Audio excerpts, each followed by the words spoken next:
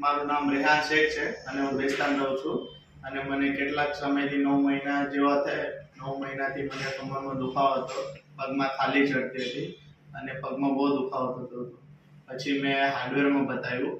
હાર્ડવેરમાં મને 2-3 વાર પટ્ટા માર્યા, પણ હાર્ડવેરમાં કંઈ મને ફરક ના પડ્યો. પછી મેં સર્જનને બતાવ્યું.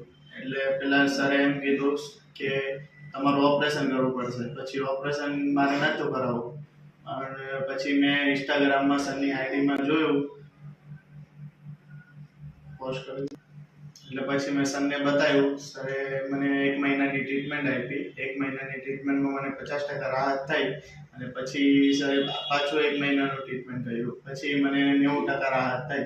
પછી મને અત્યારે કમરમાં અને પગમાં કંઈ દુખાવો થતો નહોતો. હવે મારે સારું છે. અને જો કોઈને ઓપરેશન નથી કરાવવું અને